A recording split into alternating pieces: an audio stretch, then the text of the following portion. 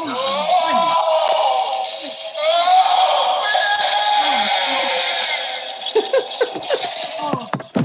do you scare all the children? It works. It does. Scares the children. There we go. Okay. I was gonna put them So, outside, but it keeps raining or snowing. All right, let me just, I think that, okay. Can everyone still see the screen? Yep. Okay, that is good. Rick and what? Hi. Rick, Okay, so, yeah.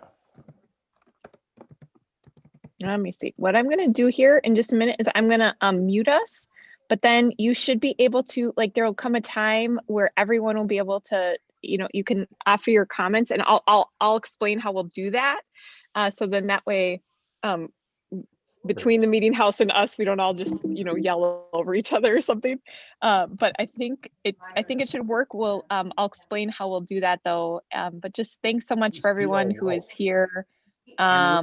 We'll see here. We'll see the meeting. I'm gonna house, mute right? everybody. Okay. We'll see Okay, the I'm meeting gonna mute. house. Yep. Sarah? Yeah, so you, oh yeah, we're gonna, Okay. here we go.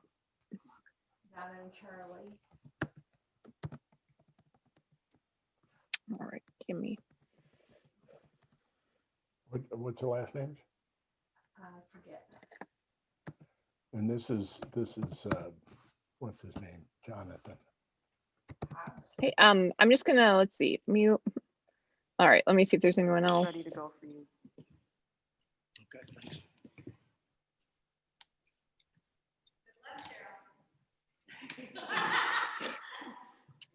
Hi. Are we ready to go? Oof. I think so. There we go. Good evening. Got it, thanks. How are we doing on sound check for the people online on Zoom? Is that okay for you all? Okay, thanks. Yeah, good. Good evening, everybody. Thanks for being here. Look forward to hearing your comments and feedback to us.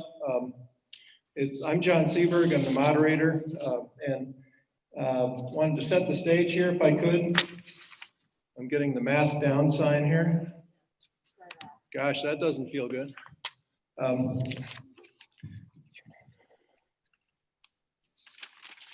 The slides here, there they are.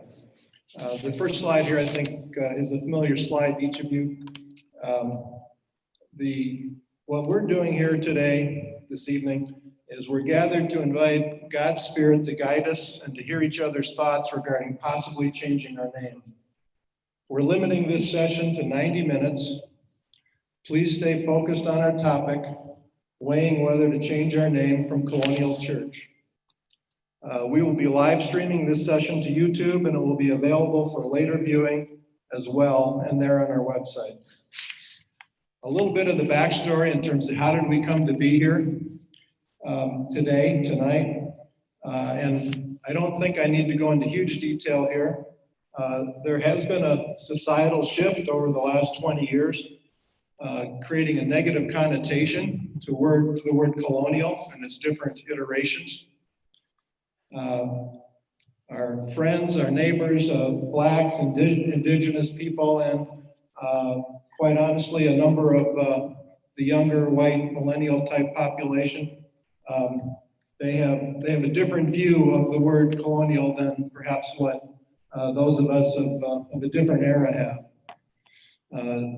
To colonize includes occupying and exploiting groups of people and their land for economic gain. The pandemic and then the George Floyd death really created the need, in my mind and in the rest of the lay leadership team spread out across the church. And by that I mean the council, but also the chairs of the various standing committees in the church. it just seemed like a time that we needed to have a summit meeting with that lay leadership, which we did following. It was meant to be done shortly after the pandemic to review budget concerns, et cetera. But then in quick succession with the racial unrest that followed, it morphed into a dual meeting, if you will, over where are we at right now? Where is Colonial at, both financially, meeting as a group, where is the Spirit moving us? At that leadership summit, we received feedback that encouraged us to say we need to have the conversation about is our name suitable for the next 75 years.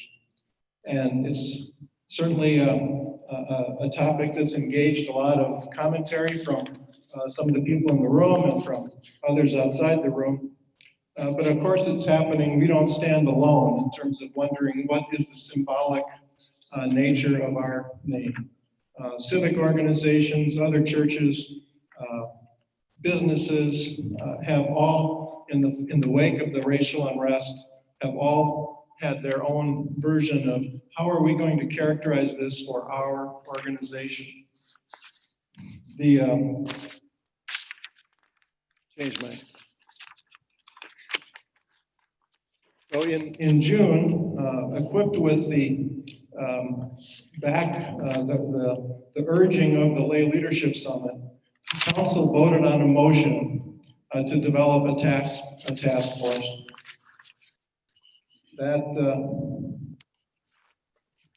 That task force was broken into 3 different teams, broken out into a communication team, which was made up of phase 1, an invitation to conversation, to announce a process to articulate the position of leadership, to create channels for initial and for later conversation. Phase 2 being deeper discernment, to establish multiple channels for conversation and further discernment. And phase 3 being a congregational meeting and a congregational vote, of which notice was given for that special church meeting on January 10th, 2021.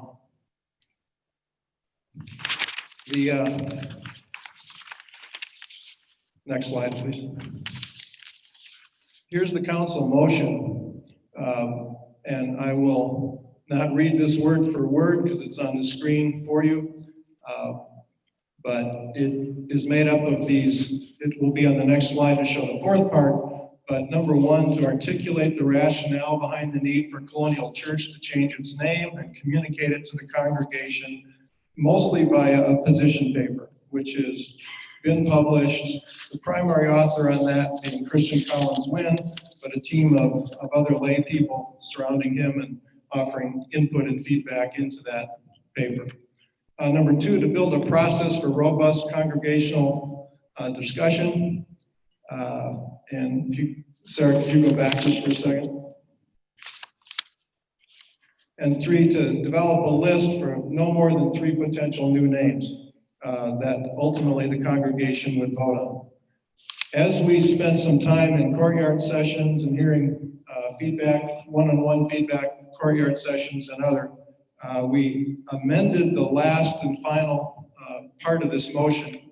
Next slide, please. Such that, as described by our Article 12 of the bylaws, Council will schedule a special church meeting for January 10th, 2021. And what that has to do with the bylaws is that it requires 2 months' notice for a special church meeting of this magnitude. For some other less important things, it's a 30-day notice, but in this case, it's a 2-month notice. Where the congregation will discuss and vote on whether Colonial Church should change its name. If by a 2/3 majority or greater, if the vote is to change the name, then a special congregational meeting will be held at a later date to vote on a new name. So the nuance here is that we went from a 1-step process to a 2-step process. After hearing feedback, we made the decision that it's better to have a congregational vote on whether to change the name, and then if there is, then to come back with in a second step with the new name. So with that in mind, that's my cue to turn it over to Jeff Lindsay. Thanks. Oh, I forgot the most important part, I'm sorry. We would like to have Cheryl lead us in an opening prayer. Thank you.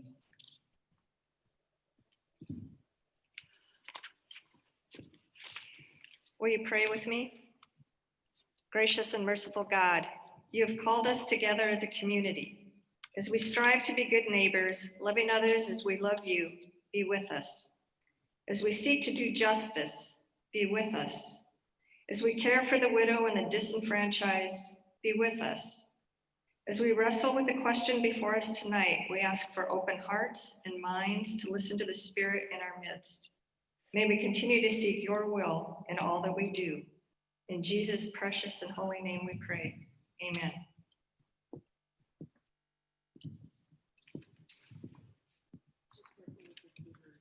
I will be careful with my papers.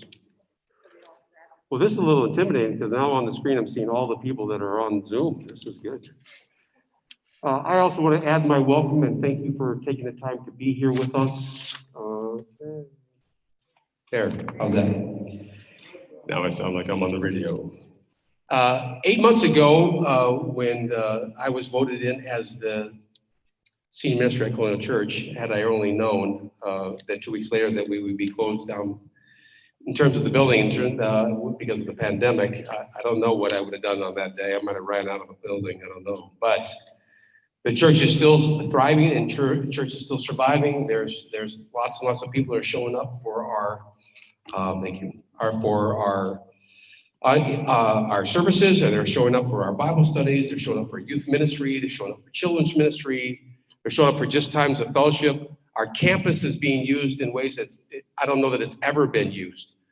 In terms of our pilgrim path, the front lawn, the tent that was out there for several months, our parking lot, for a variety of things have been happening, even in the midst of the building being shut down. We have tried and strived to continue to keep the life of the church going forward. I tell you that just as a giving a little bit of report, because anytime you have church people together, you should give a little pastoral report. When I was candidating for the position of senior minister, the reason why I decided I would throw my name in the ring is because I really didn't believe that we as a congregation, based on what had been happening for the last 10 to 15 years, depending on how you count, the decline that we had seen in numbers, the decline that we'd seen in terms of involvement in the life of our church, there was some great concern about the future of our church. I didn't believe that we probably had the time to go do another national search, to find somebody after a couple of years, to spend a couple of years to get somebody up and running in the life of our church, but also in the life of our Southwest suburban area. I felt like there was an urgency for us to take the reins of the church that we currently have and to project a vision forward that we could all get on board and move forward with. That's why when I started to do my town hall meetings and candidating for the position of senior minister, I chose as my verse, Isaiah 43, that behold, I'm doing a new thing. I believed in my heart and continue to believe in my heart that God wants to do a new thing in the life of our church. Standing on the shoulders of those saints that we love and remember in the life of this church, standing on the good work of the past 75 years, looking into the future, saying, what will God do in us, through us, for the next 75 years? I said, let's think about what that new thing might be. And I threw out in my town hall candidating presentation several of the ways that I thought we could go back, reform ourselves around some of the core values and core ideas that have built this church, thinking about them for our future. And if you were at any of those town hall meetings, you might remember some of this, and we certainly can get these to you if you'd like to have them. But I really believe that we needed to reform and realign ourselves. We had been 2 years ago through the whole process of determining again our core values and deciding as a congregation that we would live based on the leading of those core values. And so we needed to rethink our vision as a church based on the core values that we had determined and voted on and accepted, to get back thinking about the mission of the church. And so there was this sense of let's reform ourselves, let's realign around the things that have made this church great and would be a guiding principle for us going forward. I believe that it was a chance for us to then maybe restore a clear sense of purpose and direction for this church.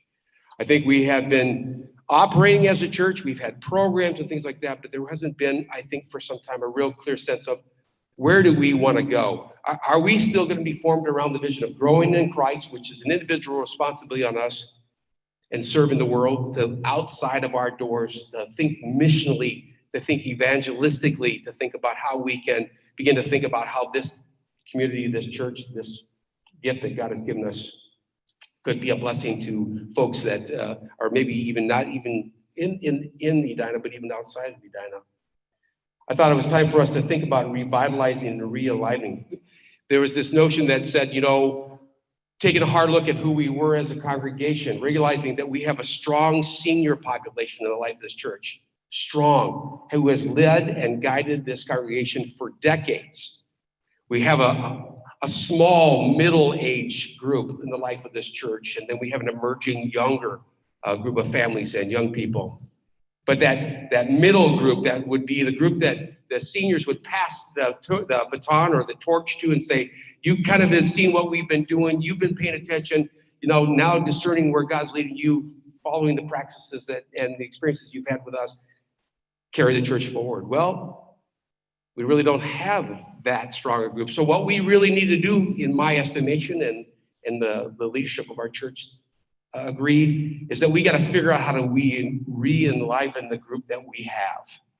How do we revitalize who claims to be a part of Colonial Church? Who are we, and how do we then say we want to invest what we can, time, energy, resources, perspective, belief? How can we band together to create the hope of a future? And then if, whoever that is, then how are we going to deploy ourselves? Where are going to be the places that we're going to invest our time, energy, and resources? Well, we knew that we needed to do a really concerted effort to rebuild our children and youth ministries, to figure out how we could do family ministry in ways that was invitational and inviting, and then meeting the needs of families. We knew we had to figure out how we could get back involved in missions. Missions has fallen a little bit on hard times, where the numbers of places that we're invested in, the numbers of missionaries, the missional kinds of activities that we were doing had fallen on difficult times. The amount of resources that we were sending outside the walls of this church, as opposed to taking care of the needs of inside the church. How are we going to revitalize and aligned around our core values with the purpose of who we're going to be, where will we go, and what will we do? And then lastly, I said, and then in the midst of creating this new energy, this new surge, this new momentum going forward, could we reimagine? Could we reimagine ourselves? One of the things that I've been sharing of late, and one of the things that brings me to the table around the conversation of name change, is for over 30 years, I have been proud to say I'm a Colonial Church minister, not a problem. When I first started at Colonial Church, and probably for the first, 10 years, the idea that we were a pilgrim people on the journey together captured my heart, captured my imagination. I wanted to be a pilgrim person. I wanted to be a part of being with a community of people on this journey of faith together, doing God's work. But we haven't really talked about that for 20 years. That isn't really a part of how we identify ourselves. It certainly is a part of our strong history. Absolutely strong history. The name Colonial Church was chosen because they wanted to clearly be identified as a congregational church that was led by congregational polity. Does that still translate that in terms of the greater community? That's the question. And as John said, the realities of what was happening just outside our back door, right here in the Twin Cities, that kind of sparked and ignited a fire that went across really the world, suggested to us as a church, in terms of our leadership, are we going to live out what lots of folks already think about the church, is that they get quiet in times like these, that we don't stand up in certain, the voices of the church are not heard? Are we going to be deaf to the issues and concerns of the needs around us? I thought, well, we need to respond to that somehow. And so that was a strong point to say, well, if our name is a hurdle to some of those folks that we're trying to share our love and to be responsive to, then we need to at least address that. We need to raise the question of that, something we could do that would be an invitation or an olive branch to a world that looks at us and say, maybe we're out of touch. But that was only one part of it for me. It was what that would do for the community outside of us. But really, in a big way, it was also, what does this mean for us? What are we willing to do as a congregation to truly be invitational to the world, to really be that welcoming group? And I thought, one of the things we have to learn is that the humility that it takes to create a space for someone else to be a part of the life of a church or any other community that we want them to be involved. And I thought that might be an opportunity for us to take a hard look at ourselves and say, am I really willing to, me individually, Jeff Lindsay, and maybe others, to say, what am I willing, humbly to do, being led by God, to create space, to be invitational, to offer the gospel to others? And then lastly, as I began to share, Colonial Church was very clear, and it's in the first, whatever years, 70 years, 65 years, I don't know, in terms of that being who we are and where we are. I'm not sure that's clearly who we are going forward. Does Colonial Church really match the vision that we are thinking about? Does it clearly represent that and clearly define that for us? Maybe a name change could be a re-envisioning for us, kind of an enlivening of us, and be a little bit closer to the vision for us going forward, a name that would better represent who we want to be going forward. And you can imagine, since we've suggested this idea, there has been dozens of names that have come in, most of which won't fit on a business card. So I'm not sure we can use all those ideas, but a chance for us to stop, ask ourselves, standing on the shoulders, remembering the strong history that made us who we are, using that to encourage us to think of the future. Is there a way that we can respond to the community around us? Is there a way that we can take a hard look at ourselves? Is there a way that we can think about how we project ourselves to the future? And that's why it was raised as a question. Do we as the body of Christ, do we as the church want to enter into this conversation? That's why it was offered by the church council as an invitation to the conversation.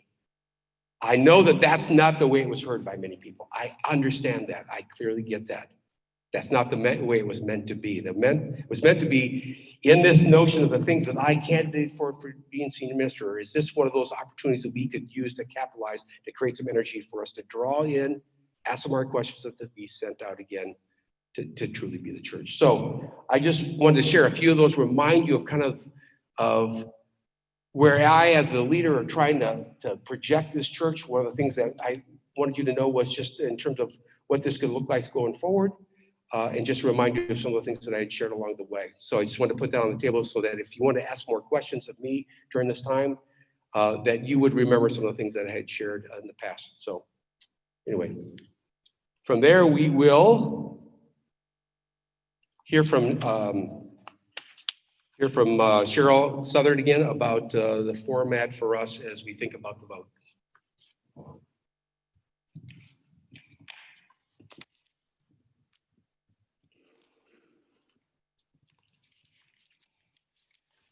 So there've been a lot of questions about the vote and how can I vote if I'm going to be in Arizona or Florida or one of those lovely places where I have my winter home. So what we want to do tonight is just go over that a little bit and talk to you about the process. Unlike the annual meeting last year, where everybody voted and sent it in before the actual meeting, it's important that we have our congregational process where we still discern and we get together and we talk about it. So to the best of our ability, we're going to do that this time.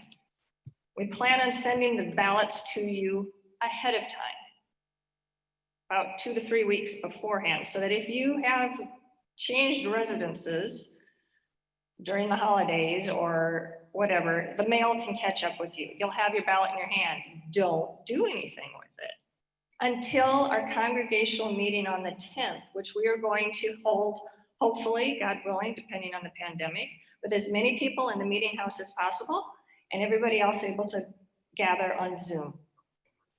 Okay, and so what we'll do at that point then is we'll have the discernment process like we always do. People can ask questions, people can speak to their mind, whatever. Then we'll ask you to pray, fill out your ballot, and then you'll be given 10 to 14 days after that to mail it back into us so that they can be counted. Okay, so that's what the process is gonna look like. We found, thankfully, I guess, if you want to look at it that way, that we have more engagement now that we're doing church on Zoom. We have more people able to be there. So I anticipate that we will have a great opportunity and a great gathering to discuss this question before us on the 10th. Okay, so people will be able to get their ballots, people will be able to go through the discernment process together, and then you'll be able to vote. So we will continue to communicate this to you in every way we can, through the e-news, through letters, through emails, so that everybody's informed and understands that whole process. And there's still time before those ballots go out, if anybody has questions, for those to come back to us, and we can make sure that they're answered so everybody understands that. So we just wanted to update you on that process tonight. Thanks. Thanks, Cheryl. I'd ask Sarah now to review some of the ground rules. You can talk. Okay. Hi, everyone. Okay, so all of you on Zoom, can you all hear me? Are we good? And then we'll be Okay. turning it over to Oh. to the audience here for their comments. Sarah? I'm not sure what just happened there, but just change the screen for us. So just tonight, as we are, both virtually gathered and also gathered in the meeting house, we're doing our first hybrid meeting. And so one of the things that's important that we want to make sure of is that we have equity for all of us. And we're just so grateful to all of you that you are here and that we get to be a congregational church gathered around Christ in this way. What's gonna happen now is the rest of our time, we're gonna have up to another hour, just depending upon you and your questions and however long you can stay for. We will end it for sure though by 8:30, with a maximum of 90 minutes, because we will have 2 additional meetings if our conversation continues to go. So in order to allow for participation for all of us, what we'll be doing is alternating with the ability of you all to be able to offer comments. We'll start on Zoom. And how it will work is if you would like to offer a comment on Zoom, I think what would be most helpful is if you could send a chat to me and either say me next, or if you wish to offer just an anonymous commentary, you can also put your comment in the chat if you are on Zoom. So if you're on Zoom, again, please chat me and say, I'd like to offer a comment, or me next. And I will go in order for Zoom folks according to as I got those in. And then what we'll do in person is if you are there in the meeting house, you should have received a slip of paper and a pen when you came in. And this is the point where if you have not done so already, what you can do is you can just indicate, do that hand waving, and we'll say, I see that hand over there. And the ushers will grab your question or comment. You'll see what it says for you in terms of how you can fill out that form. And then Wendy Senior, our senior deacon, will be kind of tabulating the order in which those were received. We ask you, if you are in the meeting house, please remain seated and with your mask on to just care for the rest of the community. And when it is your turn to speak, you will be invited to come up to the microphone. And we just ask you to speak directly into the microphone. You can leave your mask on. That should be just fine for us because multiple people are utilizing that same microphone. For all of us on Zoom and in person, there will be a time limit of 2 minutes per offering of comments. If you have additional comments, you can jump back in the line to offer again, but we want to hear from as many folks as possible. And you can either offer comments, just share some thoughts. If you would start off by saying your name, that would be helpful for everyone. And if you have a particular question that you do want to address to, say, for instance, John, or Jeff, you can just say, obviously, Jeff, I had a question directly for you. And just as a reminder, this is being streamed on YouTube. So I've told folks on Zoom, if you don't want your video on, please feel free to turn that off. So we will begin then. I'm going to just stop sharing for a second because navigating 4 screens at the same time is a little bit hard sometimes. So what we're going to do is we're going to start here on Zoom while you all in the meeting house are getting your questions in. Is there anyone here on Zoom who has a comment that they would like to offer? If so, could you just indicate in the chat that you would like to go to share a comment, and then we'll call on whomever's in line. And don't all put something in the comments right all at the same time.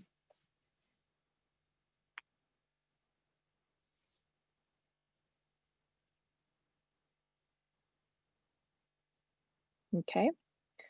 If there's no one who wants to go first on Zoom, then we can switch.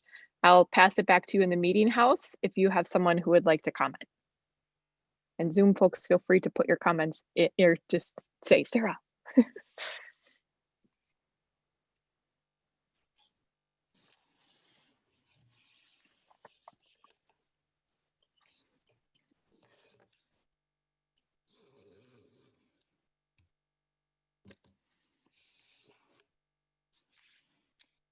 All right, I apologize in advance for going over time. I will be timing myself and I'll make the bio as quick as possible so I can get into the actual content. Tanner Jones, 20 years old, former Pyro counselor, youth group leader, baptized and confirmed at Colonial, intense student of post-colonial theory as it's known in academia. I won't mince words. The ahistorical efforts to change Colonial's name demonstrates startling levels of faux activism and white paternalism. I have 3 central arguments today. First, the impetus for the name change reflects a very poor understanding of history. The term colonial derives not from the word colonialism, oft mentioned in the pages of critical theory and post-colonial theory journals, but rather is the possessive form of the noun colony, and in particular references those early political settlements in the northeast of what is now the United States that were actually formed by people seeking refuge from persecution and discrimination for their religious beliefs back in Europe. I'm not the only one that thinks this. According to notable Marxist and self-proclaimed unabashed opponent of colonialism, Howard Zinn, in his book, A People's History of the United States, it was these early colonies that were the first ever political communities in the modern world that were premised on individual rights and freedom. Congregationalism itself is a kind of proto-democracy. Thus, this is a colonial spirit for which I rightly feel pride and not shame. I hope everyone in the church council can still agree with that, as there's literally a piece of a Mayflower next to our front door. Second, the push to change Colonial's name is what critical race and post-colonial theorists dub resoundingly faux activism. So I actually have a quote from just 2 years ago, 2018, from the Journal of Post-Colonial Studies. Battles for words accomplish nothing materially and only distract from actual suffering, thereby reifying structures of tyranny. And later in the article, the author urges, and I hope everyone on the church council pays really close attention to this line, quote, leave the words alone and focus on real problems. So my query for the congregation today is, what would changing our name actually do for victims of colonization? What would it do for the family of George Floyd? The answer is nothing. It gives us an opportunity to pat ourselves on the back.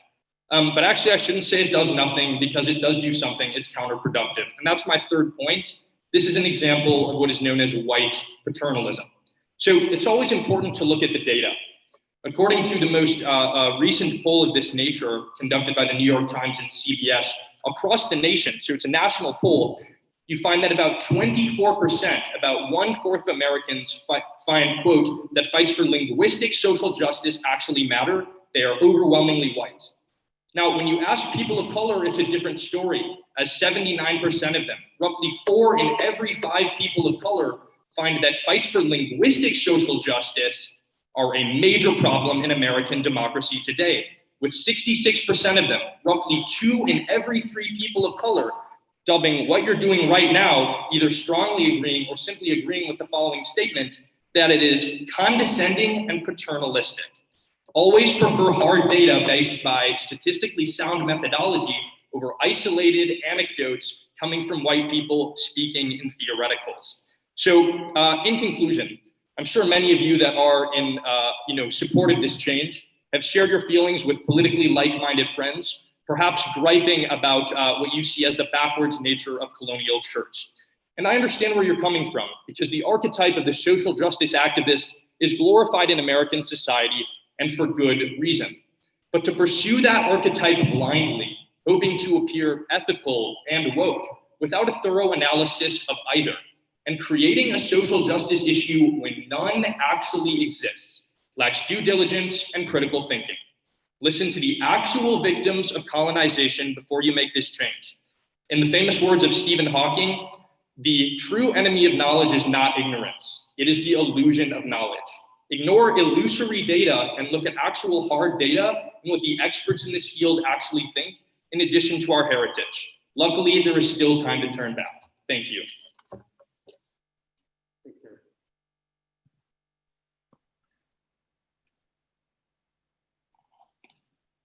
Are you back on us on Zoom?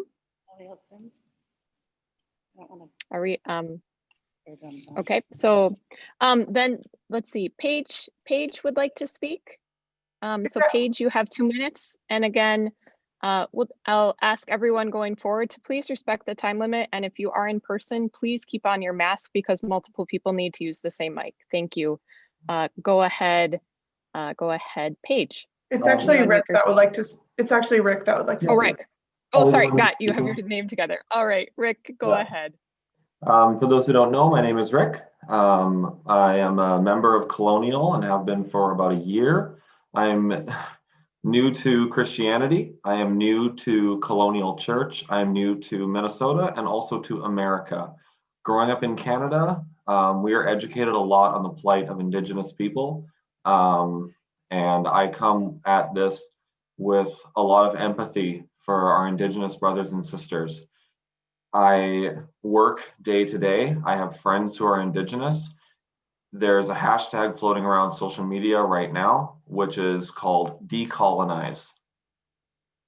So when we talk about reaching out in our community, which Colonial does a great job of, it's very difficult for me as a Christian and as a member of Colonial Church to reach out to my Indigenous brothers and sisters and to tell them I'm with Colonial Church when they are telling me decolonize, to watch the light fade from their eyes when I say I represent a church named Colonial. They're out of the conversation at that point. They don't want to hear it. Words have meaning, names have meaning. We do great work at our church, and our name needs to reflect that without hurting those that we're trying to help. Thank you for your comment, Rick. We will now go back to the meeting house. And again, if you're on Zoom and you would like to comment, I have Joyce Schwartz on next, but please, you can send me a note. Thanks.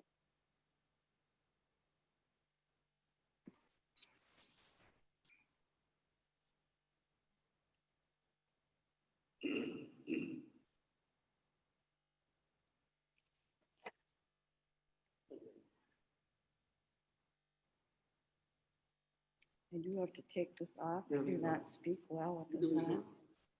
Really close to the microphone if you can speak to. I'm Jackie Carlson. I've been a member since about 1982. And I would just like to make some comments regarding a plus 2-page statement I wrote and sent to the council and to the name change website the first week in August.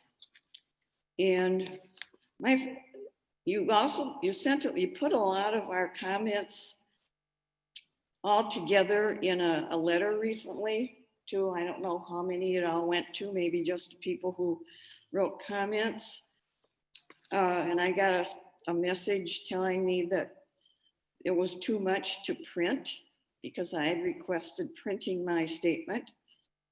And But I had 25 questions in my statement. In no way were all of those questions answered. And the first important sentence I had in my statement was, why are you unloading this heavy stuff on the congregation at this time? And it looks like it was happening because of the tragic death of George Floyd and the ensuing chaos and all the destruction of a neighborhood that continued for 4 nights. And it was stated as such in the letter we all received. I don't feel this is any longer has anything to do with George Floyd, nor does all of the chaos that has been going on across the country. And there are anarchist groups that have taken advantage of these circumstances and have wielded their power and objectives of destroying this country as we know it and trying to erase our history. And so why is Colonial getting down in the dirt with this woke cancel culture that's happening across the country? Why do we have to fall into that trap? And I would like to know who the neighbors really are that are the emphasis in drawing the bridge to our neighbors. Are you talking about people? I'm gonna ask that you can come back up again and we'll have some more comments come in, but I would like to have. Okay, but my final question is, if this issue is turned down when it's voted on, can you guarantee that that will be the end of it? I think there are a number of people who feel it's cut and dried. In fact, I know that for a fact. There are people who think this is cut and dried and that the powers that be that will still find some way for this to happen.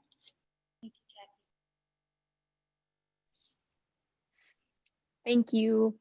We will now go to Joyce, who is on Zoom. Go ahead, Joyce. Hi, everyone. I'm Joyce Schwartz. I have a comment directed a little bit towards Tanner. He gave us a definition of what colonial meant. I think regardless of what the actual definition is, that is not how it is understood. And that is not how oppressed people are. They're not looking up the definition in the dictionary. To them, the word means oppression. When I was in Kenya, gosh, probably about 10 or 15 years ago, Jeff kind of gave us a heads up that when we told people we were from Colonial Church, there would be possibly a negative reaction. And not that we wouldn't want to tell people that we were from Colonial Church, but at the time I kind of thought, well, how big of a deal is that? Can't we just explain to them that, what we are and that we're not colonizers or whatever they're thinking? And it didn't work that way. No matter what we said, the depth of their feelings just took them out of the conversation, like you said, Rick, and they weren't able to get past that. And it was, I don't know, it almost felt disrespectful.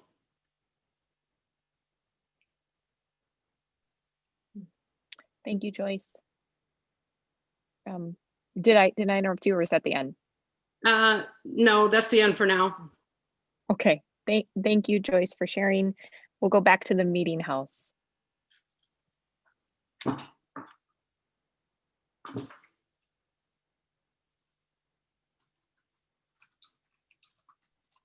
They're just finishing cleaning. There we go.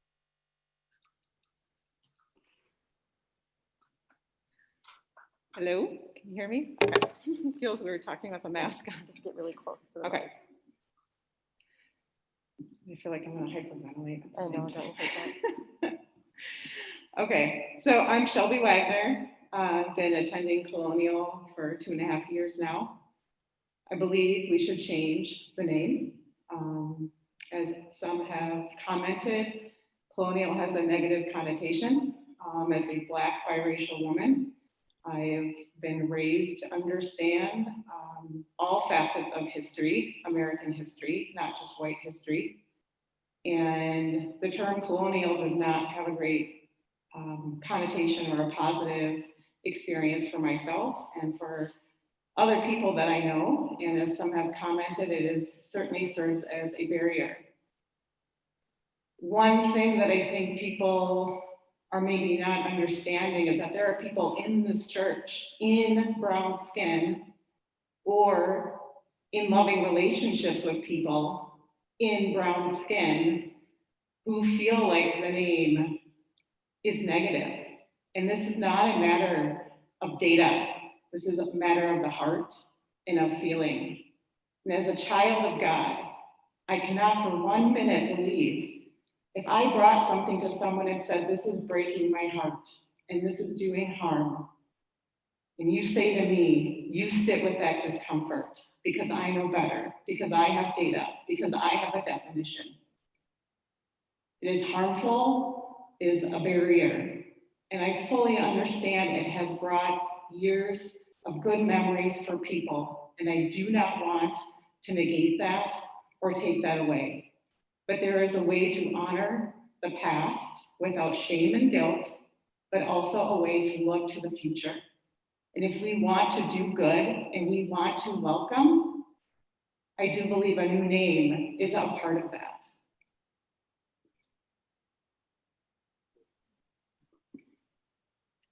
Thank you. Okay, so I will be sharing on behalf of one of our Zoom members who has dodgy in their language, which might tell you a little bit more about what you'll hear next from them. This is from Jenny Buckland, who has a dodgy connection. So Jenny Buckland noted, having grown up in colonial South Africa, I feel I have a lens to offer on the connotations related to our name. I believe that it is viewed negatively by many. And to be honest, it made me pause personally before I actually considered if this church would be my faith home. I have surveyed a number of friends from immigrant and indigenous backgrounds, and all I have spoken with have mentioned that the name is problematic. If we want to be a welcoming church, I think that we need to look at our name. That's from Jenny Buckland, and we'll return back to you all in the meeting house.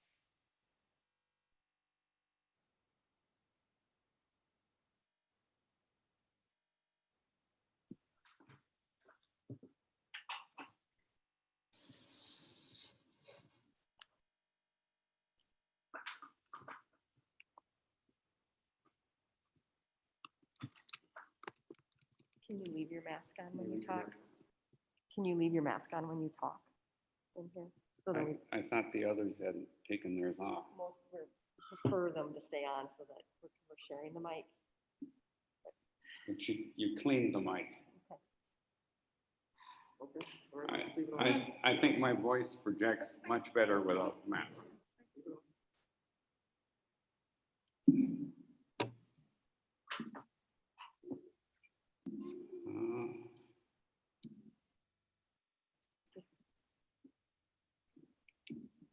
There we go. Good evening. I'm Roger Staggerberg. Been a member of Colonial since about 1970, so a long time. I'm one of those senior members that Jeff mentioned. And I'm here to talk about not whether we should do it, but how we should do it. We should do it in the true congregational manner. The email that came out from the leadership on September 30. I spend most of my Sundays at another church in North Minneapolis. But when I got the email, I skimmed it like I do with too many things, didn't pay much attention to it. And then suddenly I was being CC'd copies on emails among the senior members. And at that point, I listened to what they were saying in their emails. I went back and carefully reread the September 30th.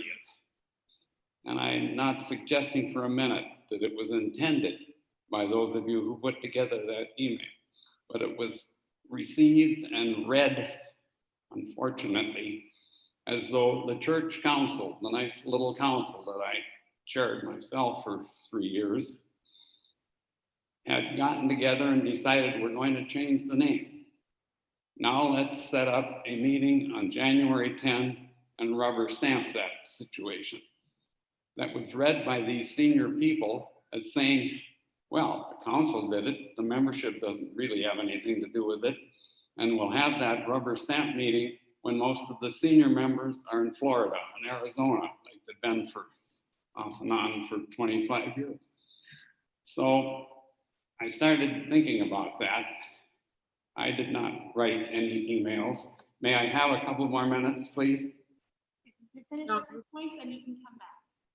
I think if necessary, I'll ask for a motion to increase that time from 2 minutes to maybe 4 minutes. I think that would be appropriate under Robert's rules.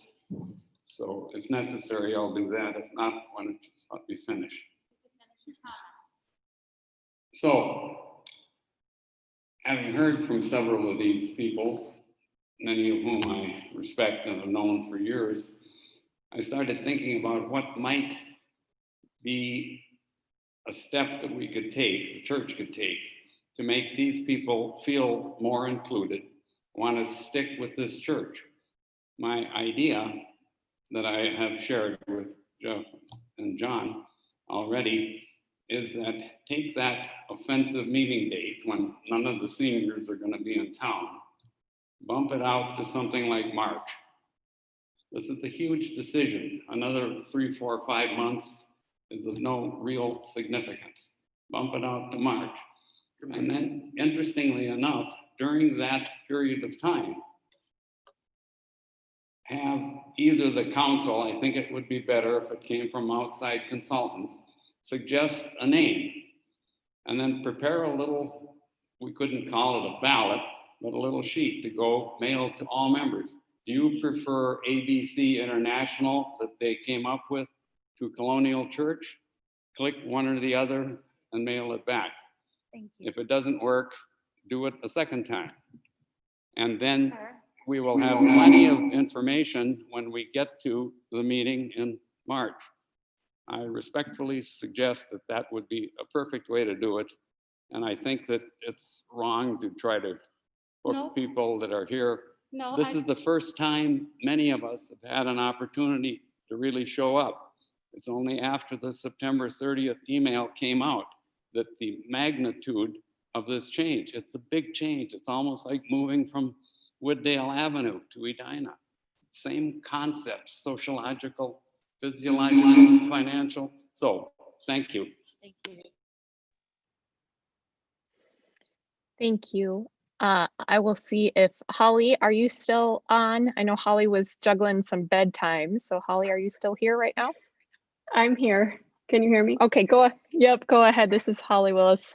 I think that your name is is reflective of a really lovely kid who has the computer most of the time. You've got that correct. So I'll do my best to find some adult words here, but I can't promise. I'll just say my name is Holly Willis. I'm newer to the church. I'm not even a member, but I've consistently given my time and my money to this wonderful place for about 7 years. When my husband and I first visited the church, the name Colonial Church was, to be honest, a barrier for us. And it was only because we knew Daniel from his church in Boston that we decided to visit. To this day, whenever my husband and I talk to our friends and family about the church, we feel somewhat compelled to apologize for the name in case the feelings that may be associated with the word colonial would make, you know, some people bristle. I think it goes back to the comments made by the second Zoom speaker, Rick, perhaps. And so to me, the word colonial also evokes feelings of oppression and exploitation.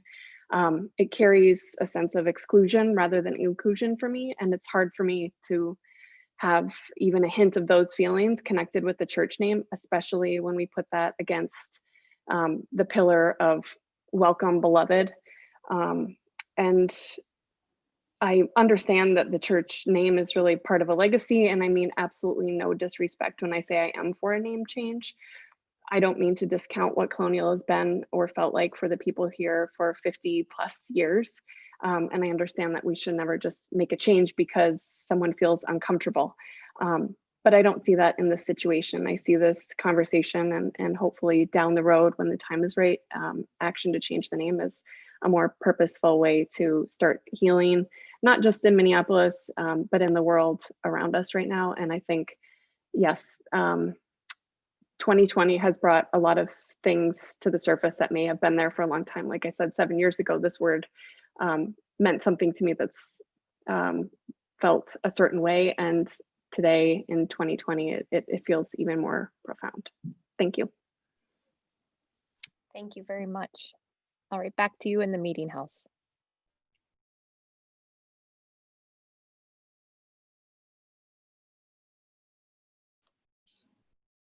I don't think there's anyone else in the meeting house, Sarah. Okay. We got Okay, one more. I have 4 people waiting. Yep, yeah, I'll time Only myself. 2 minutes. That's it. Understood? Yep, understood.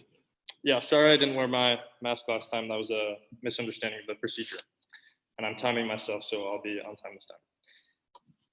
Okay, 2 points. First, the colonial heritage is actually a heritage of individual rights. First, Frank Wilderson, who's an African-American scholar, he's considered the father of critical race anti-blackness theory, explains that these colonies laid the cultural, legal, and institutional groundwork for all subsequent efforts for individual rights across the West. Furthermore, according to Walter Johnson, who's another African-American, his thesis is literally that capitalism is intrinsically racist. He writes that our modern societies today can learn from the early Northeast colonies of the past. The conclusions coming from the other side of this debate are a kind of revisionist history with which the farthest left thinkers in America actually disagree. My second point is that you always have to prefer data over anecdotes. So when we are doing this coronavirus vaccine, there's a reason why we're going to test it on thousands of people and not inject 10 people and ask them to tell us about it, right? When at the point where 2/3 of people of color think that these linguistic battles for social justice are, quote, condescending and paternalistic, you should always look to that number. You know, I'm 20 years old. Ostensibly what this name change is about is to engage young people. And I've had these conversations with people too. And when they ask me, you know, what does colonial mean? I have no problem, you know, explaining that actually these colonies were laying the groundwork for the types of important battles for rights and freedom that we see today. There's a kind of intellectual laziness going on, a kind of willful ignorance insofar as people don't have you know, any sort of incentive to continue that conversation and think that at the point where someone has a problem with the name colonial that they ought to give up, when in reality that's just like ahistorical. So, you know, I would encourage people to do their homework before they move forward with a change like this and actually consider what the real victims of colonization are overwhelmingly telling us in the polling data. I'm approaching my 2 minutes, but you know, this is just my very strong urge that we still have time to turn back. I would highly consider people to read from some of these post-colonial journals. We've got 2 from Zoom next. We actually, and before we go back to any multiple comments on in the meeting house, I'd like to make sure that everyone gets an opportunity who's right now I have actually 5 waiting. So if there's more in the meeting house, we can come back, but I'll just do 2 right now. So I'm gonna go to Carrie Hansen. Carrie, go ahead.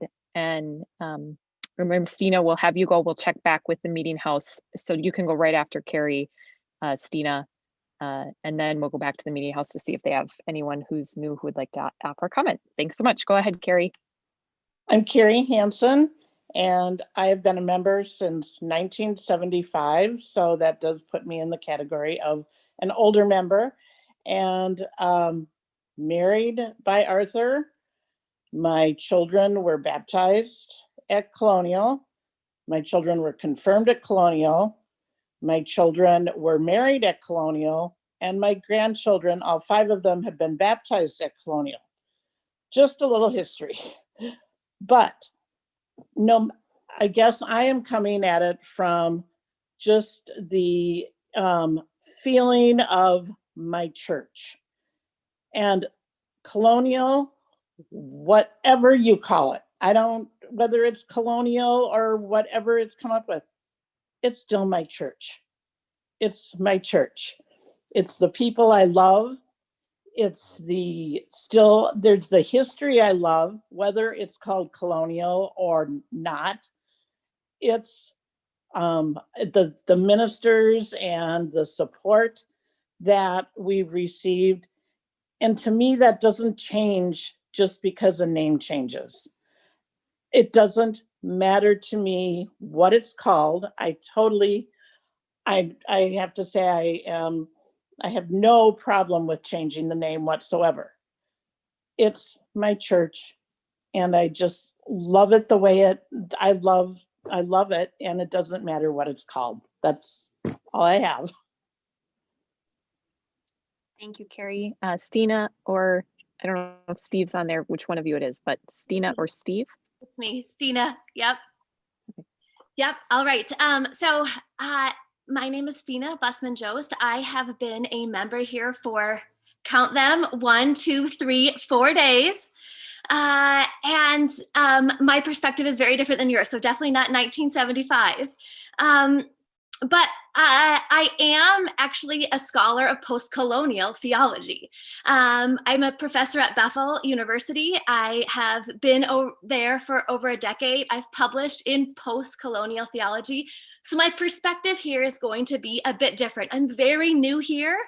But one of the beautiful things that I love about congregationalism and the polity is that when you sign the covenant, you belong. And so I am excited for this church to be my church. And the post-colonial conversation is an important one, and the scholarly one is an important one. But in my own scholarship, I've really distinguished between what does it mean to be a theological academic and who does it mean to be the church. And I am just in the past 4 months in discerning becoming a member of Colonial Church, every single individual I have talked with has given pause at the name Colonial. And I've had to do this runaround explanation. And so when I think about linguistic evolution, I think about the fact that names that originally had one meaning shift. And we're supposed to be the church in the world, and the world's language is shifting and the world is hurting. And I certainly want to be a welcoming place where people don't give pause when they cross the threshold or when they hop on Zoom, as the case may be. And so I am actually more interested in hearing from people who perceive us in one way or another way than I am saying, what is the scholarly conversation? Because we are a body that's supposed to be loving and faithful and welcoming. And I hope that that leads our conversation here. All right, thank you. I've got a kiddo now. That's, I think, my end time.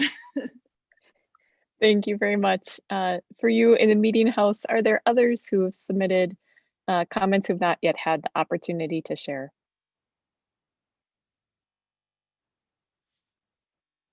And if not, I have 1, 2, 3, 4, 5 waiting. So Oh, we've got one coming. Oh.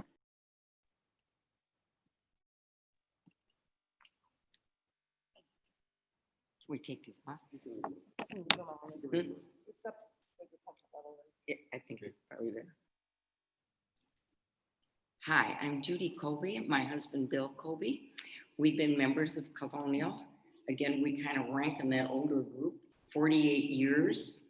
And we did not come tonight with any prepared remarks.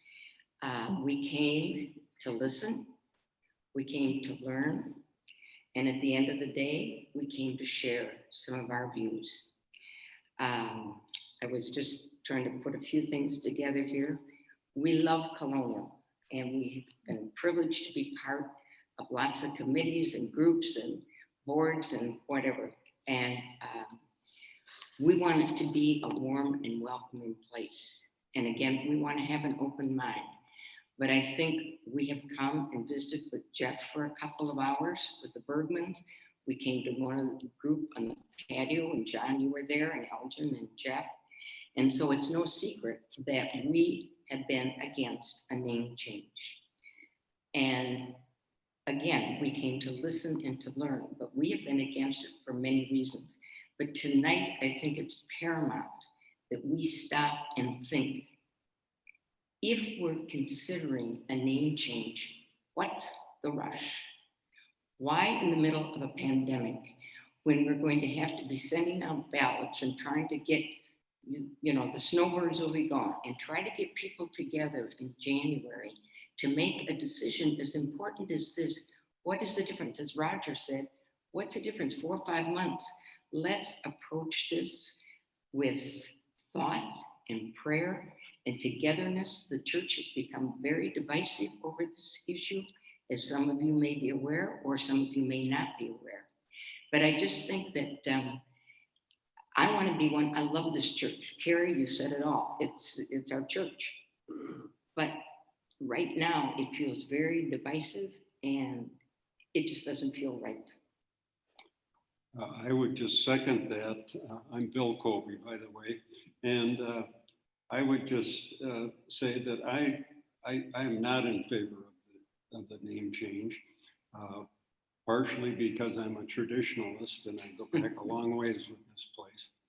So, but I really think that the process was skewed, and I think it's skewed tonight by the number of people that I see on the Zoom, that it seems to me that that's not real representative of the congregation. But I think the process is wrong. I think you forced it on the rest of us.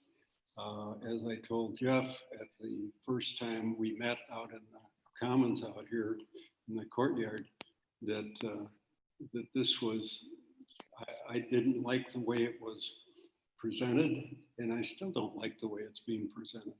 So I would be not in favor until there was more discussion and more thought and prayer.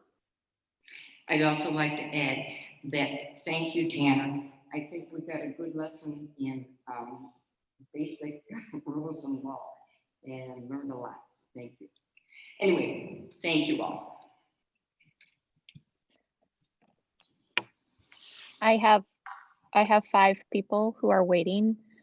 And I'll go next to Andrew Zhao and then to Lauren Haveman Bergman. So Andrew, go ahead. Hi, friends. We're in a tough spot here, everyone, collectively, right? Across the spectrum, there's a lot of tension.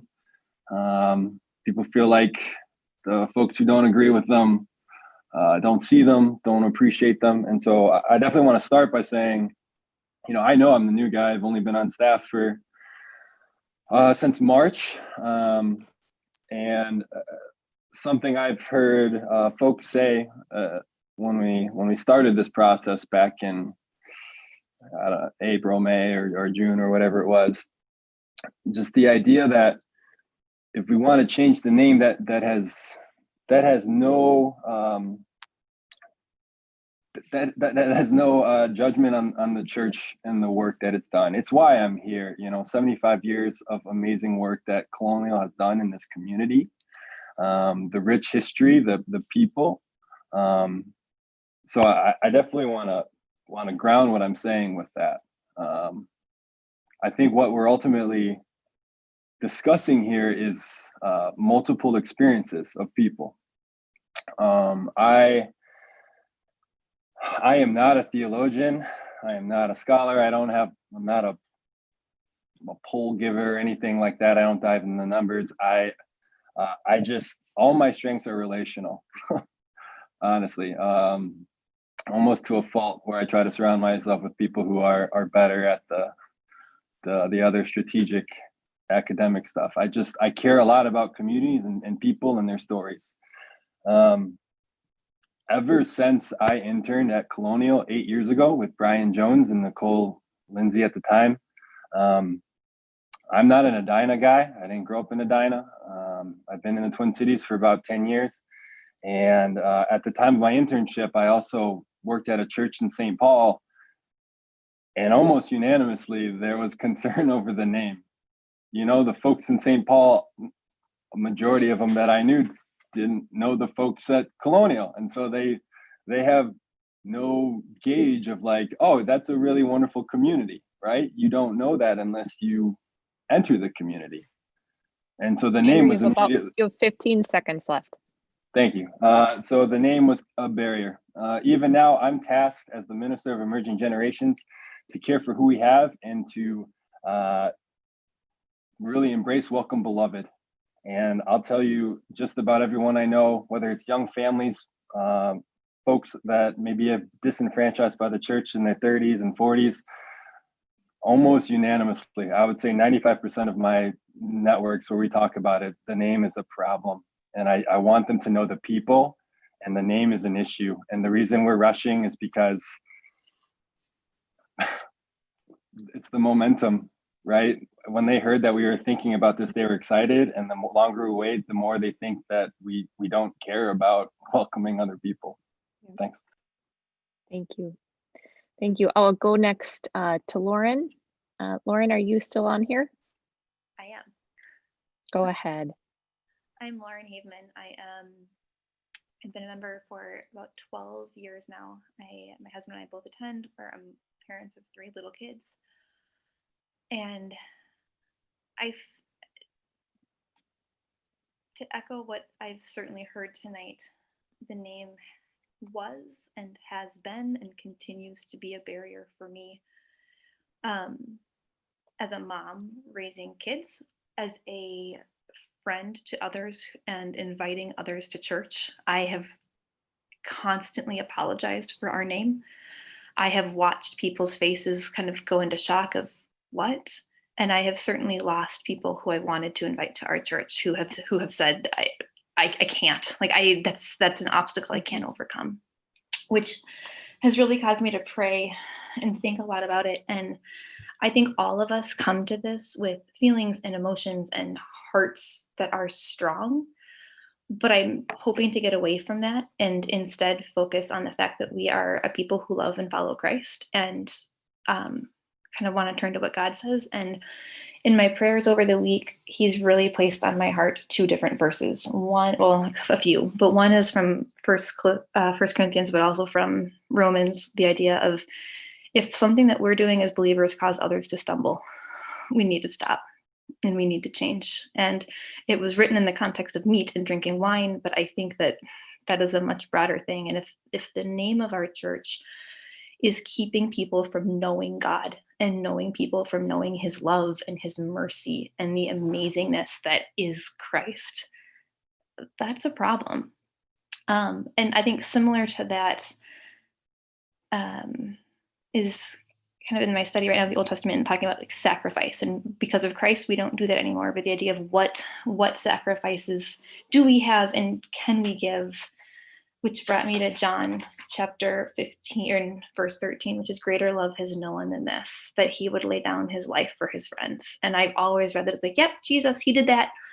And just this week, it turned to me as, no, I'm laying down my priorities and my choices and my self-interest and the things that I really want for the good of other people. And I think that this is an opportunity for us as a church to do the same thing, to not change who we are, but to be able to lay down something that has been so valuable and so important and so loved by so many for so long as a way of saying, but God, this is yours. And this is our way of sharing you and who you are and your love to other people. So I think that's a challenge that as we have been searching for the last few years of what is God calling us to next, I think this is a step that we could take in terms of changing our name to be able to move forward, but to move forward in him, not in an agenda, not in a popular movement, not in just what sounds cool right now to certain people, but truly in him.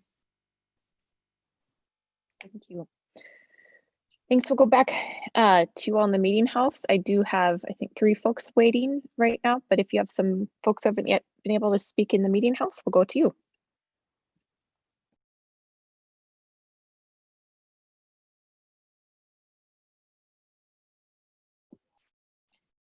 We have one person that already spoke once, Sarah, so why don't you continue with There you go. Sorry, it's that exact, you have to get the timing exactly right so we don't go over each other. I think next then we had Addison Kirsch. Addison, go ahead.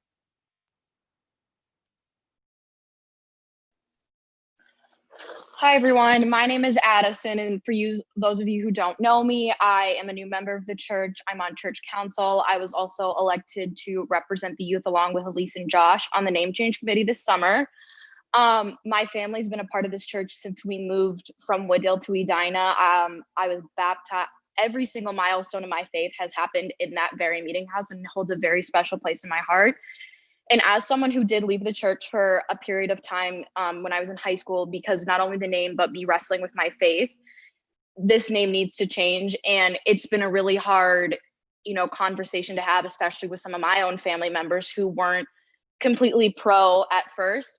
And I think one thing that has really struck me is this church is a place about relationships and coming together in community. It is not a place to discuss scholarly articles and just ridiculous research facts that can justify this decision, because that's simply not who we are as a congregation.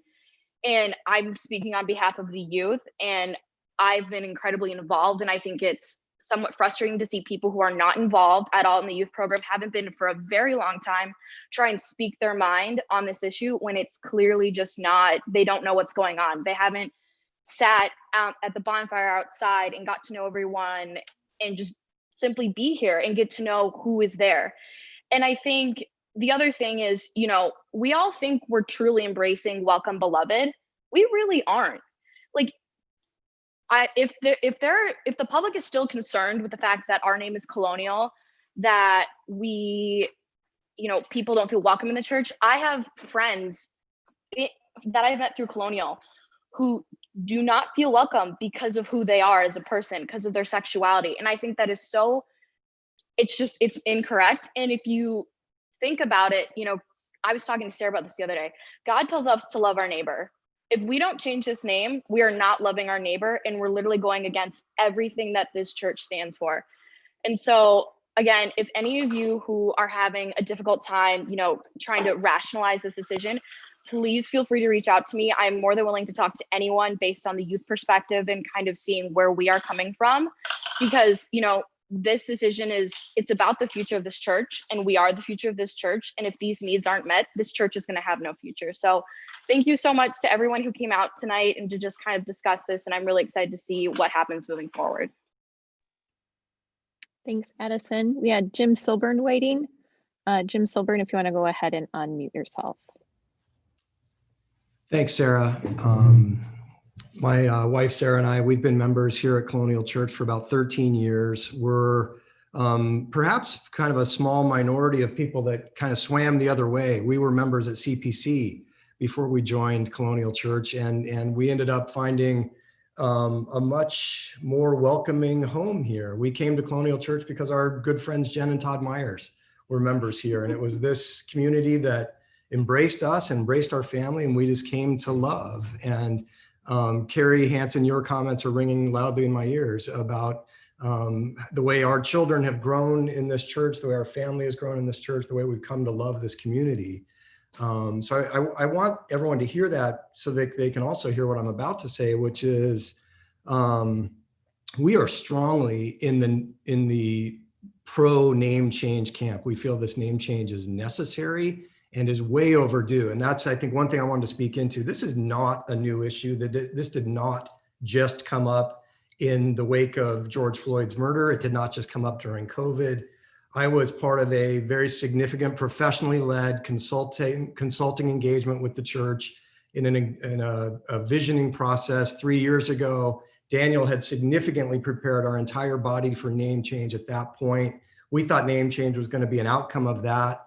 but it was the resistance and reluctance and fear of this body. That idea didn't even get out of committee. It didn't even get a chance to be voted on. So some of you that are a bit surprised and feeling rushed right now, there are many of us that feel this is way, way, way overdue, and has only the COVID and George Floyd and all the social unrest, that's just an accelerator, but it's not the reason. And so when, as a marketer, and many of you know that's my profession, I look around and I see a shrinking, dying church that's in decline. Pre-COVID, there are a lot of empty seats in this church, and you have to consider the fact that the name is repelling a lot more people than it is inviting right now. I would just ask that the people that are worried about that are open to that. And in my opinion, anyone that's trying to hang on to the name in hopes that it'll prolong the life of the church and extend those things that they've loved so long, you're actually probably inadvertently accelerating the church's decline by hanging on to it. Again, Carrie, I think you nailed it, and I'll end with this.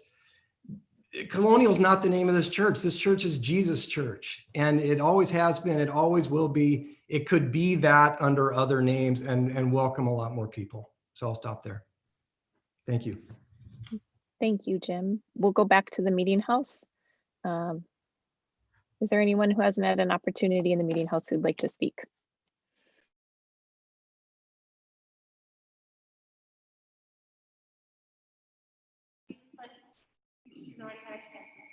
No one new at this time. Okay, and I have no one new who has indicated that they'd like to speak on, let me just make sure I didn't miss anyone. I think I just have a comment here. I think this was following what Lauren had shared, a comment from Mary Fisher. She noted, yes, I've been thinking about 1 Corinthians 8 and not being a stumbling block for my neighbor. So as of right now, I have no one else who's indicated, put in the chat that they'd like to speak, so we can go back to a person there in the meeting house. Go ahead. Cover your ears. Sorry. I know about that. I know.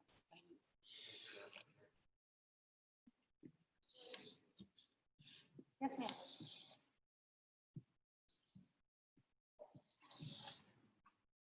Good evening. My name is Stephanie Destrud, Sam Destrud. Welcome, beloved. We haven't had the opportunity to meet. You can tell by the sounds coming from my voice, my body, when things were being said, that it was upsetting to me. It was hurtful. Because this isn't a debate. This isn't a lecture hall.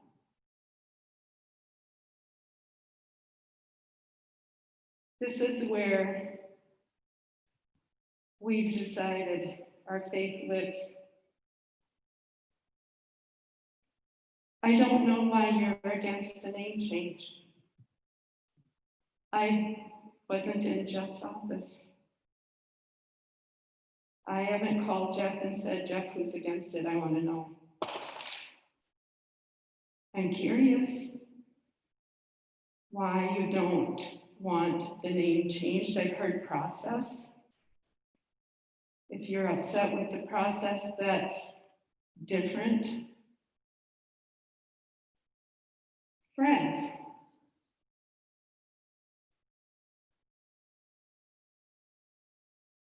This is supposed to be the place where we feel God's love. I haven't heard hardly anything about our 5 core values tonight.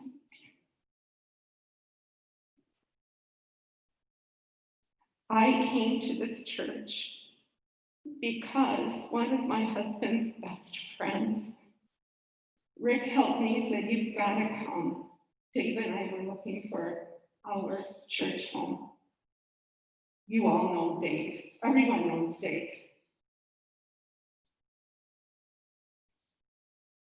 I loved it. I said, okay, Dave, this will be our place. And the next thing I know, he was proposing and Jeff was marrying us. And 4 years later, Jeff was marrying our daughter. And she won't come because of this. She won't come because no one will lay down the rope and say, I love you. That's her work. I have a son that's Black. I wouldn't let any of you except for you and you, whom I know, and you, even be in his company because you're not safe.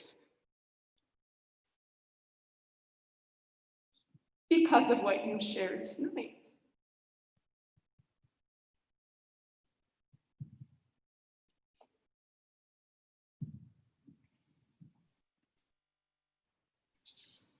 Thank you. We have one last comment, and I think is that John okay with you if we have one last comment from Jeff Pope was in the mix of wanting to add a comment, and then you can close us out? I see a thumbs up, so Jeff Pope, go ahead. Okay, that's the first thumbs up I've gotten from John in this whole process. But no, I want to say that tonight has been terrific. It has been eye-opening for me. I'm a pollster and an attitude guy, and we got a generational divide in this church that we've seen tonight.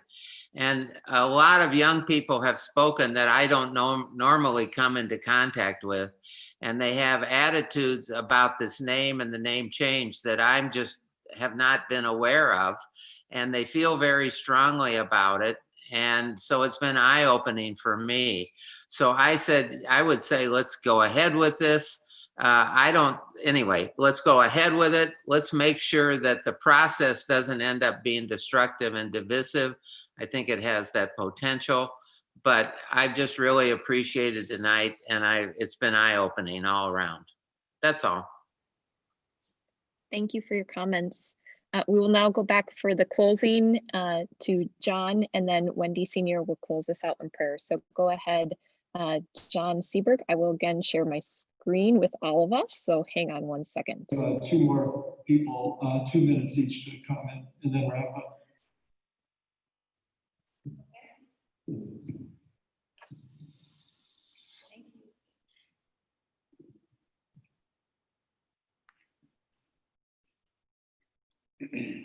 Just a final thought. As Elgin Manor just said, I too have been impressed with the words we've heard from particularly young people and things that we hadn't focused on 40 years ago, 30 years ago, but it's the process. And I think the process could be changed slightly, as I suggested. Bump that offensive January 10 meeting when your senior members aren't going to be around. Kick it over to March, or May rather. And then more importantly, when we think about our move from Wooddale here, we had another church site picked out. And there was a big decision to be made which one to present to the congregation. The congregation voted 3 times to move over here. The first vote was maybe 51%. Arthur said, no way, we can't leave 49% of our congregation at Wooddale with the Baptists who were going to buy the church. So we had a second vote. And this time, I don't recall, but it might have been 70%. It might have been just adequate for me as moderator. I was probably tired of chairing these meetings, but Arthur still led us properly and prayerfully to saying, no, we don't want to leave 30% of our members there on Wooddale with the nice Baptists who bought the church. So we had a third meeting. We worked between the meetings. And at the third meeting, we finally got, I don't recall, but it certainly was close to 90%. I only knew one person, a professor of mine from the university, who wouldn't move. He thought it was inappropriate that we were cramming that down his throat. We've got just a little bit of that cramming down the throat sensation here at the church. Not intentionally, it happened. Perhaps I would think that we will change the name. But again, it's the process. Thank you.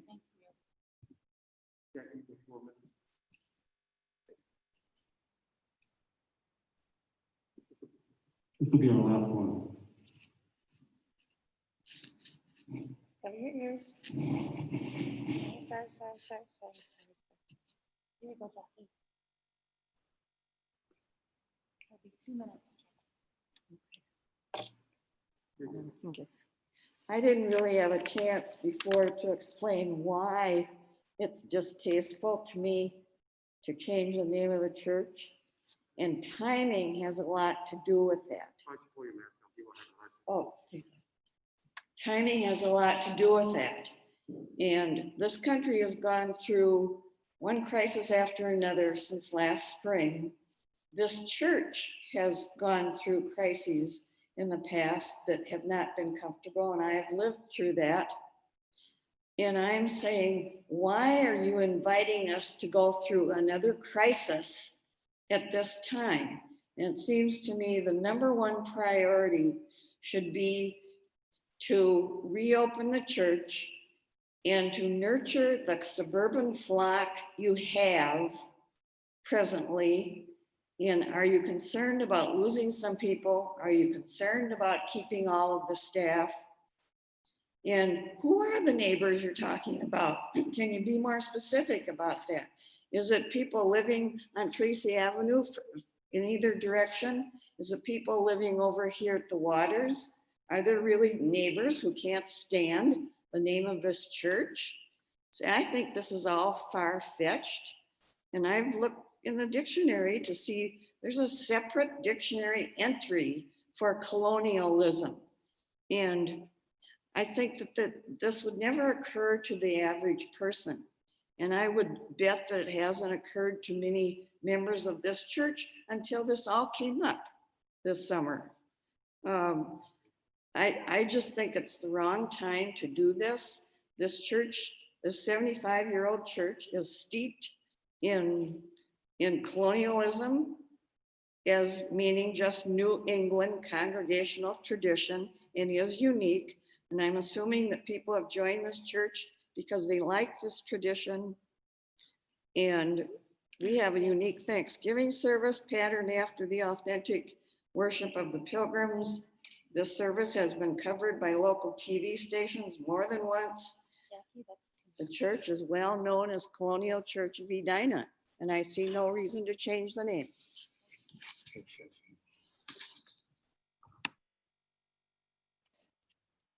We will then go to John for you to close, and we'll have Wendy end us in prayer. I had two final comments. One was from Paige that she had noted. She said she will spend this week thinking and praying about it this way. What will we lose if we lose the name? And then Michelle Steinke noted, doing racial justice has never been promised to be easy. That's the end of comments. I go to you, John. Let me share my screen here for you. There you go. I think that should do it. Go ahead. Okay, thank you, everybody, for the honesty, the sincerity, the sharing of feelings. That's what this is supposed to accomplish. The next steps in this journey, you'll find in e-news and other places, next slide, please, are today we are at the bottom of the chart, the October 29th town hall. We have another town hall scheduled on November 12th and another on, am I reading that right? No, I goofed. And the next one is on November 4th. The one after that is November 16th. And after that is December 15th. And above the bar there are other courtyard sessions that will be available as needed. So there's a strong effort on the task force's part to create communication opportunities. Please talk to your friends, your networks, and have them get engaged. We will continue to hold this whole process in our prayers and trust that you're holding it in yours. And with that, I'd like Wendy Senior to close us in prayer.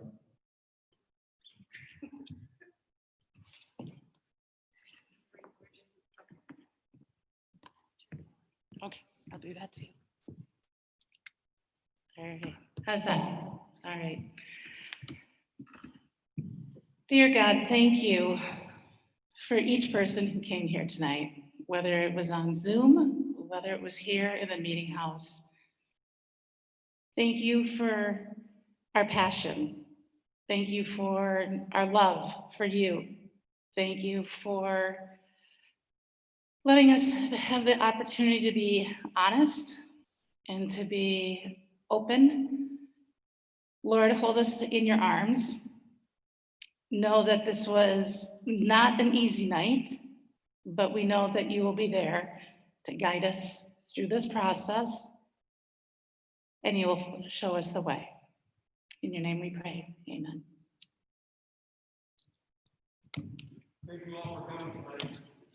Thank you. Thanks to everyone who is here on Zoom. Really appreciate all of you showing up and being here tonight. It's good to see your faces, and it was good to hear from some of you. So may you go in peace and in the love of Christ this night. Thanks. Thanks, Sarah. Mm.